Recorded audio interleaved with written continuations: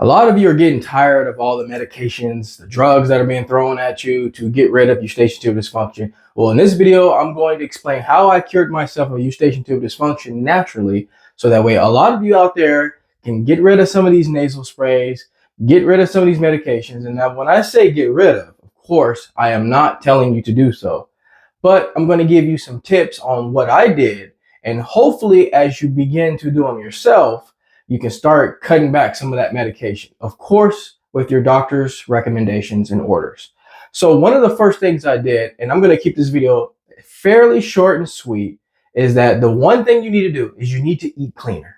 And I'm going to try to make everything in this video be basic, not complicate everything with really hard diets to follow and really strategic things to do every single day. I want to try to keep it as simple and basic as possible, but possibly things that you might have overlooked or maybe didn't really think of yet. So you want to eat clean. You want to try to eat as clean as possible. What I mean by eat clean is don't introduce yourself at this time frame, in my opinion, to anything that's out of your scope of what you already eat now. So if you're eating poorly now, of course, cleaner is going to be a wide step for you to take. But if you're already fairly clean in your diet, you take care of yourself pretty well, but you just don't know why you keep dealing with clogged ears and all these sensations.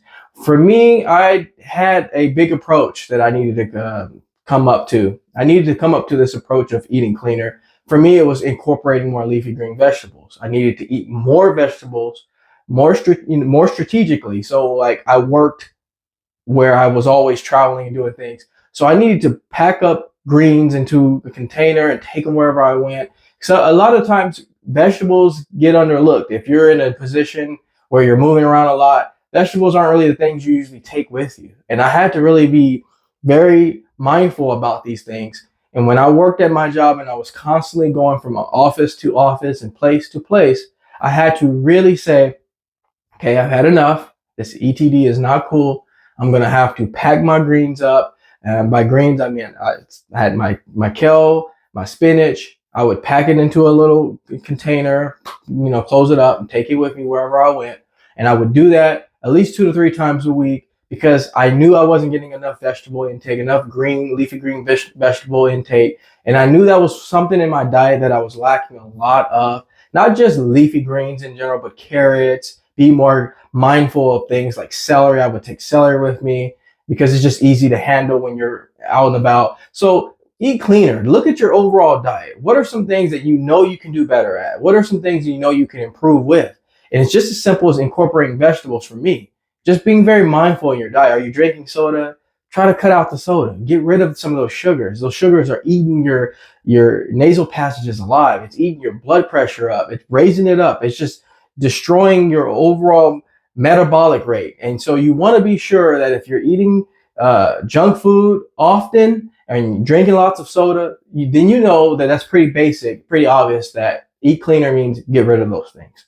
The second thing is you have to actually be very, very, what's that word I'm looking for? You got to put yourself into a position where you go to sleep fairly close to the same time every night. Now, I know for a lot of you, this is going to be hard because this is tricky for me to do. And even to this day, thankfully, I'm healed now. So I can be a little bit, lackadaisical on this, a little bit lazy on this now. But when I was dealing with it, I had to be very aggressive on how to get myself to sleep. I mean, I had a small child at the time. And so it was very hard to do this, but you got to be, if you're around people that do not fall into the early go to bed schedule, you're going to have to just make yourself be very open about this. You're going to say, look, I have to go to bed at this time. You got to get your at least 7 to 8 hours because with ETD and tinnitus, I have researched this long enough, but I have also heard other professionals talk about this. If you are lacking sleep heavily, it's going to make the symptoms of ETD and tinnitus way worse.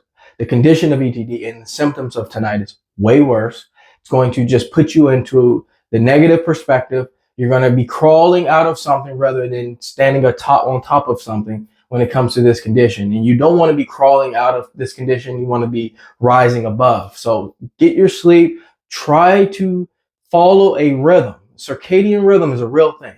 Getting to bed fairly close. When I say fairly close, it doesn't have to be at the button, right on the button, but you got to be within, I would say, 30 to 45 minutes of of that time frame every single night. So 9 o'clock, if you're a little bit later and it's 9:30, I don't think that will do too much harm, but you want to stay within that time frame. And then the last but not least, exercise. You got to get yourself moving. I know for a lot of you, maybe you've had past injuries or you're just not really into exercise. You got to do the small things. Start with walking, go around the block, go a couple of times, get your heart pumping, get your blood moving. Exercise is one of the basic, easily overlooked things that happen with ETD, because when you tend to think, if I have ETD and I'm dizzy and I have tinnitus, why would I want to work out? Why do I even feel like working out? Or, you feel the spinning sensations. All these things are going to make you not want to work out. So these are very basic 3 principles, 3 easy, natural things to do every single day. Very easy. I think all of you can accomplish this and easy within a week. Try to do these 3 simple things.